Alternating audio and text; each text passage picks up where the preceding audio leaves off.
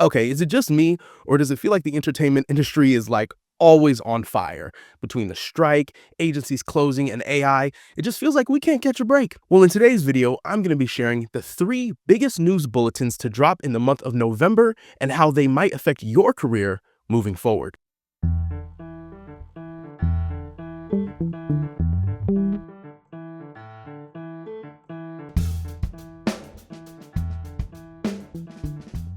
If you're new to the channel, I'm an award-winning actor. I've been on TV, I've been on stages around the country, and although I'm not rich and famous yet, I am a working actor who supports themselves as a freelancer. Okay, diving into what has set our industry on fire this month, I'm gonna go from the bad to the good so that we end on some good news, which there is. Stick around for that part. All right, starting at number 3, Coca-Cola drops 3 holiday ads generated completely from artificial intelligence. This is bad, like potentially really bad. And Coca-Cola in a statement said that it creates the highest level of work at the intersection of human creativity and technology. They doubled down when they got some pushback from these AI ads. And if you ask me, I can see a world in which someday in the future, we look back on this moment as the end of commercial work for actors. I'm just going to be real with you guys. That's what I try and do here on the channel. I'm keeping it real. I think this is a signal of the end of commercial work. By commercial work, I mean like commercial specific contracts. I don't think that this is necessarily a sign of our theatrical work or film work, TV work going down the tube, but commercials and voiceover, I think this is a really bad sign. It's a bad sign that Coke is doubling down. And ultimately, all these companies care about is making money. At the end of the day, our work is nothing but a line item in the budget for Coca-Cola. That's just what it is. Obviously, we are artists. Obviously, this matters so much to us for so many different reasons. But for them, it's all about the money. If there is a world in which these major companies like Coca-Cola can produce ads that generate revenue and they don't have to pay human beings to do so, you can bet your life that's exactly what they're going to do. Because for them, it's all about the bottom line. Moving on to number 2, the elephant in the room. Trump got elected. Again, the last time Trump was elected, there were some repercussions for the entertainment industry, and this time will be no different. So how do I think Donald Trump is going to affect the industry moving forward? His tariffs. If Donald Trump's tariffs pass, he's intending on putting, I think it's a 60% tariff onto imports from China.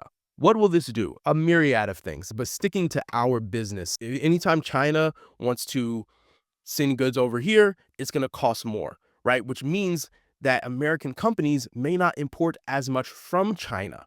There's a world in which they still import the same amount, and then that just makes our goods and services increase. That's kind of one version of this. Another version is, say, I'm a US company and I don't want to pay the tariffs, so we're just not going to bring anything in from China. That's going to hurt China's bottom line. China might retaliate by not importing US goods. You following me here? What's something that we import to China all the time? Film and TV shows. We import film and TV shows to China all the time. In fact, global box office is a key part of the decision-making that goes into greenlighting films. Because on one hand, we say, okay, how do we think this film's going to do domestically? Then on the other, we say, how's it going to do worldwide? China alone has saved many a film over the years, especially the big blockbusters, the action type films. A lot of these filmmakers, a lot of these studios count on international box office revenue to make these films possible. And if these tariffs pass, if they go through, China may place a ban on the import of some US goods, which could include our film and TV products. Donald Trump getting elected is bad news for our industry, specifically for us as performers. Shifting the energy here a little bit, I've got a couple of honorable mentions, which are also good news. First up, intimacy coordinators. They overwhelmingly vote to unionize with SAG-AFTRA. SAG-AFTRA President Fran Drescher said in a statement, "We at SAG-AFTRA are proud to include this esteemed group of trained professionals as the newest to join our member body. May this continue to carve the path of elevated consideration for the feelings of safety for people and planet." So what this means is that you and I hopefully we'll have more people looking out for our safety on set. Intimacy coordinators are incredible. The work that they're doing has really shifted the way this industry moves, and this is good news. Next up, in the theatrical, as in stage world, Actors Equity approves the independent theater contract. There's lots of different contracts when it comes to Actors Equity. You have the LORT, the League of Regional Theaters. You have some regional ones like CAT for Chicago. You've got the Off-Broadway. You've got the Production League for Broadway. And this newest contract, essentially what it means is for any theater that's not already a part of these existing contracts, they have the capacity now to draft a contract with Actors Equity to use equity actors in their productions. So for you and me, what this means is that in the future, maybe there's a smaller theater that's not a part of LORT or some of these others, maybe it's not even an SPT. Maybe it means that you and I can then perform at these theaters. There's a production you're really excited for, but it's a smaller theater who hasn't been a part of Equity previously. This new contract will make your ability to work there possible. Our final honorable mention before we get to the big kahuna, which honestly, this piece of information could have been one of the biggest bulletins on its own. Netflix has greenlit Greta Gerwig's upcoming Narnia movie for IMAX theaters. So this could mean that now we see Netflix movies having a theatrical release, which historically Netflix has vehemently been against. Netflix has always said, no, if you're releasing a film, it's happening on my platform only. This has deterred certain filmmakers from working with Netflix in the past. So what does this mean for us? Maybe some of these filmmakers, particularly independent filmmakers, or even some of the really big ones like Chris Nolan, for example, maybe they will be more welcome to doing a Netflix film if they know they can also have a theatrical release. So this could potentially mean more work for you and me, where we could see ourselves not only on streaming, but on the big screen as well. And drum roll, please. The final news bulletin for the month of November that you need to know about is this is the first month in the history of streaming where streamers outside of Netflix have turned and made a profit. This is huge. I feel like this is one of those details that kind of gets swept under the rug because it's on the business side of things and it's not the artsy, real exciting thing. All of these streamers, they've all been trying to catch up to Netflix and turn a profit, and finally they've done it. What does this ultimately mean? More money.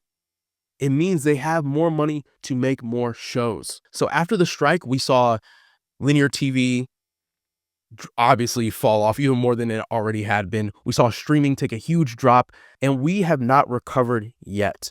I'm sure all of us feel the lack of auditions lately. We see the lack of new shows coming out. And now that these streamers have more money. So what this means for us is that these streamers now have more money to make more shows.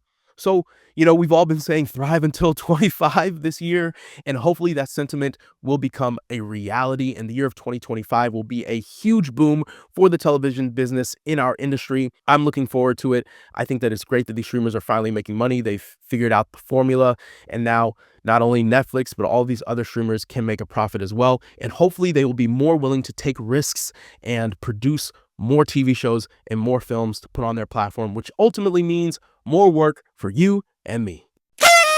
If today's episode contained valuable information for you, then I highly recommend you go check out an interview I did with HBO's resident intimacy coordinator, Alicia Rodas, the very first intimacy coordinator in television's history, and as I said in the honorable mention, who will now be a part of our union, SAG-AFTRA.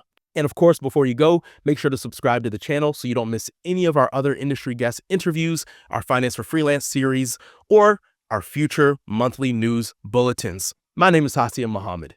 Till next time, y'all. Peace.